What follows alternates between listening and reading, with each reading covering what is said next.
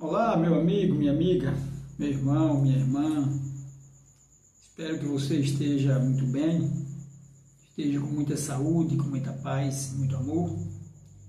E obrigado por você compartilhar um pouco do seu tempo comigo aqui. Eu quero levá-lo a meditar um pouco sobre um assunto que é tão importante para nós compreendermos os mistérios, as coisas de Deus, né? Hoje nós estamos vivendo uma sociedade cristã e, naturalmente, a sociedade cristã, uma boa parte dela, acredita em Jesus, né? A maior parte acredita, mas uma boa parte, ela tem um afeto, um carinho, uma estima, um respeito, um amor, uma fé, alguma coisa, né, de apego forte por Jesus, né? E por que as pessoas têm fé em Jesus? Por que você tem fé em Jesus? Por que você é apegado a Ele? Por que você ama Jesus? Bom, uma das razões que as igrejas utilizam para introduzir na sua educação a fé em Jesus é o fato de Jesus ter morrido na cruz, né? Ter morrido na cruz para salvar a humanidade, para nos salvar. Então a gente sabe que não é qualquer um que vai se dispor, né? Se dispor da sua vida para o benefício dos outros. As pessoas não estão querendo hoje uma sociedade tão egoísta como estamos vivendo. Na verdade, as pessoas não estão querendo se desfazer de pequenas coisas, quanto mais da sua própria vida, né? Bom, e se eu disser que Jesus não veio para morrer na cruz, como é que fica?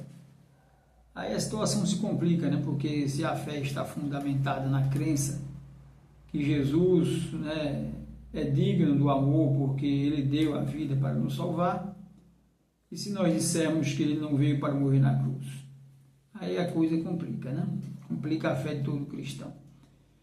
Mas eu me admiro muito porque muita gente, ao ler a Bíblia, eu não sei com que zelo, né, lê, ou não sei qual habilidade linguística que elas têm, porque quando estamos lendo, né, as palavras de Jesus, nós vemos os apelos desesperados de Jesus para que o povo acreditasse nele.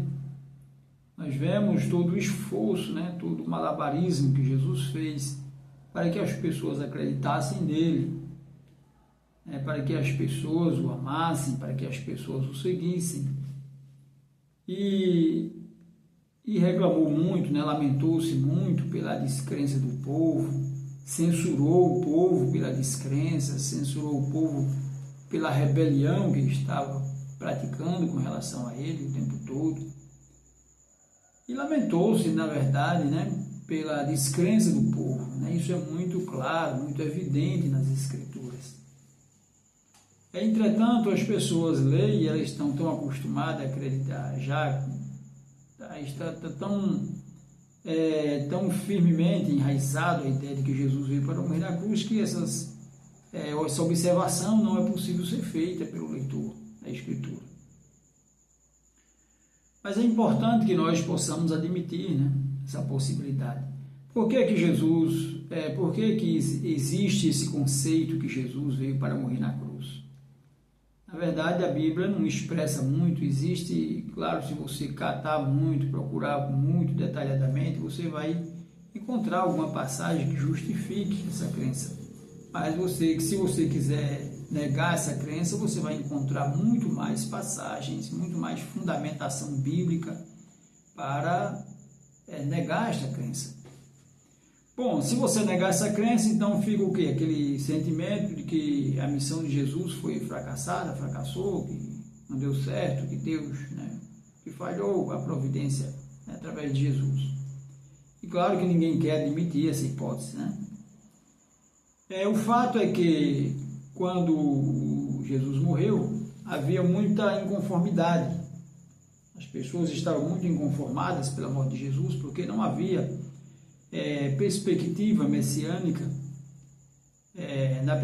no coração do povo judeu, né, do povo escolhido, que prevê-se, né, que o Cristo seria morto, que o Cristo seria rejeitado, que o Cristo, apesar de que existia na Bíblia, existe na Bíblia algumas profecias, né, assim, que falam, mas no sentido de advertir as pessoas para a possível descrença, justamente porque eles não queriam receber o Filho de Deus, o Messias, que era a ansiedade deles, eles não queriam receber com descrença.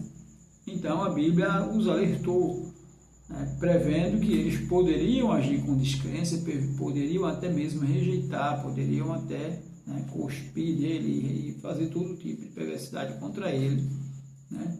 Mas o objetivo dessas palavras, dessas profecias, é alertar o povo, porque jamais um judeu, um israelita, ele pretende matar o Messias, ele não quer matar nenhuma pessoa comum, nem um ladrão, quanto mais o Messias.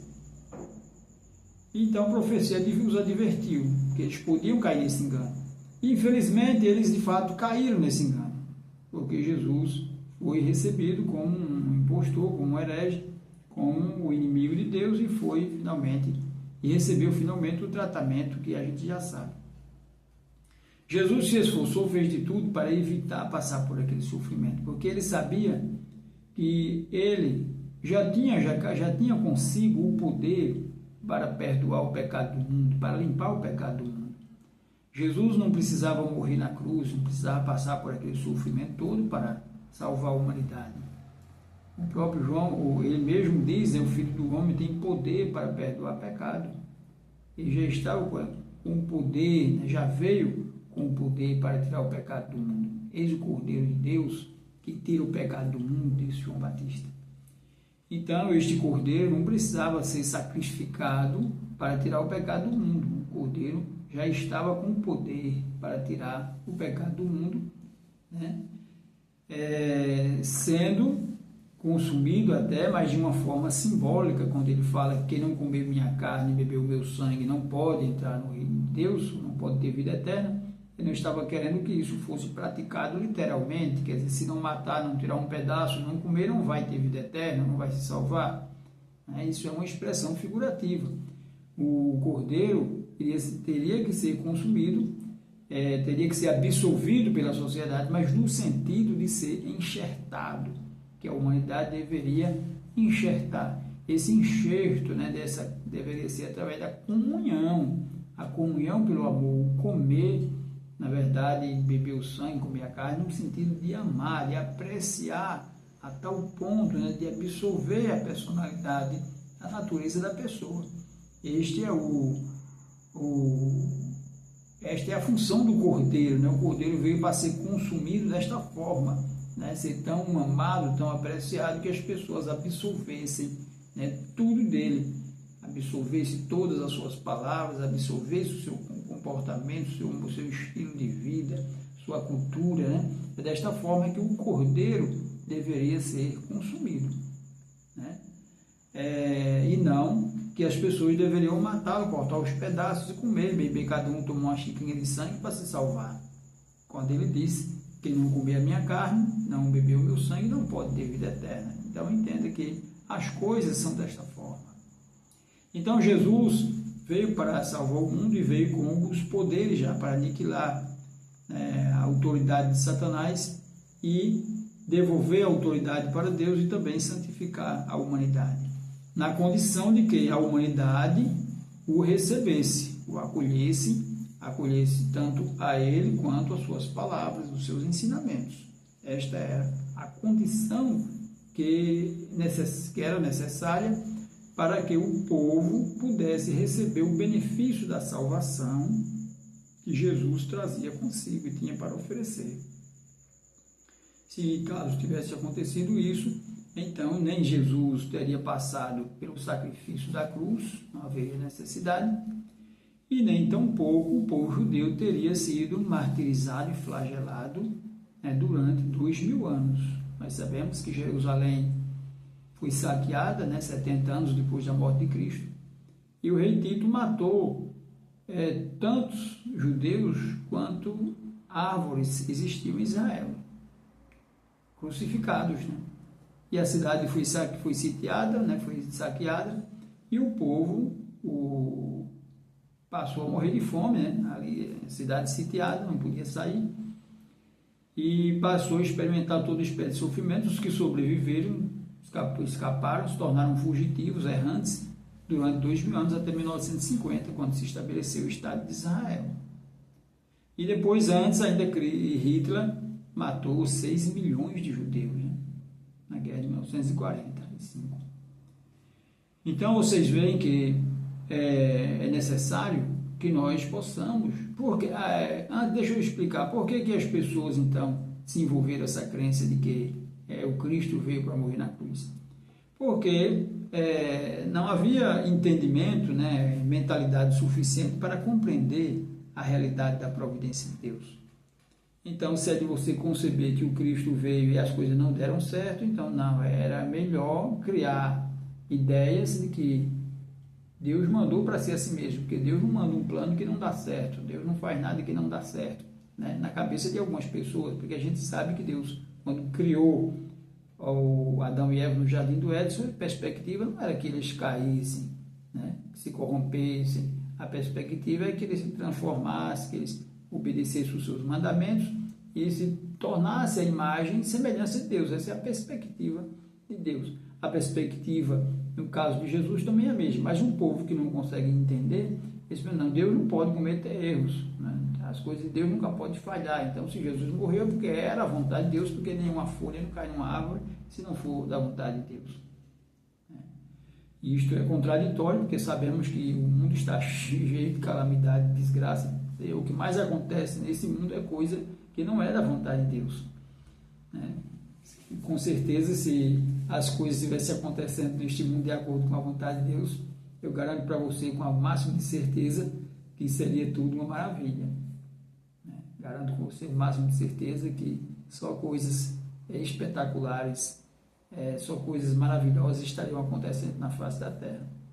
Jamais desgraças, destruição, calamidades e tragédias estariam acontecendo, né, pela vontade de Deus. Então, o povo, como Jesus foi morto, o judeu passou a ser perseguido. Quando o cristianismo foi aceito, né, pelos gentios, pelos outros povos, eles começaram a discriminar o povo judeu. O povo judeu passou a ser perseguido, passou a ser discriminado e condenado pelo fato de que mataram o Messias. Não havia esse conceito de que o Messias veio para morrer. O Messias veio para ser acolhido. E como não foi, então agora vamos castigar quem o matou, né? E aí começou aquela perseguição acirrada sem fim contra os judeus. E por isso, então, Hitler culmina, né, com o assassinato, com o genocídio, né, de 6 milhões de judeus por Hitler. E aí qual foi a solução? Precisava remodelar a teologia cristã, porque a teologia cristã, o cristianismo, o judeu não poderia, os inocentes, as crianças inocentes, que eram tremendamente discriminadas, né, e sofria toda espécie de bullying, né, discriminação e rejeição na sociedade, não poderia mais continuar dessa forma. Então, o que fizeram? Tinha que reformular a teologia cristã. Então, foi reformulado, né, esse conceito de que o povo, Jesus, não veio para morrer, para que Jesus veio para morrer, né? Procurou-se fundamentar essa ideia dentro da Bíblia, que Jesus veio para morrer, que os judeus, portanto, não eram criminosos, que não deviam ser rejeitados, que não deviam ser perseguidos. Eles não mataram Jesus porque eles não são merecedores de qualquer sentença de condenação, porque eles mataram Jesus, na verdade, cumprindo com o desejo de Deus. E desta forma, então, livrou-se o povo judeu, né, da perseguição, do sofrimento, né? E aí, então, essa crença fixou, né, foi apoiada pela Igreja Católica, e hoje os evangélicos, depois mesmo na Reforma, continuaram defendendo a mesma tese, porque não houve inteligência, né, suficiente para analisar. E mesmo quando alguém analisa de forma diferente, do jeito que eu estou falando, sempre há uma resistência do povo judeu, porque o judeu tem medo, tem muito medo que esta verdade, ao aparecer, ao ser revelada, eles passem a ser discriminados novamente, né? Então, mas é claro que eu acredito que hoje nós estamos num momento de maturidade, quando Um cristão jamais vai discriminar, já vai condenar o povo judeu, porque pelo fato de que ele matou Jesus, que não veio para morrer, porque o próprio Jesus ele disse que ele não tem pecado, que atire a primeira pedra. Então jamais nós temos, hoje nós temos maturidade suficiente para saber, para entender esta realidade, conhecer essa verdade e sem produzir consequências negativas contra ninguém. Deus abençoe vocês e a mim também. Parabéns por acompanhar o vídeo. Se gostou, compartilhe. Muito obrigado. Deus abençoe a você e a mim também.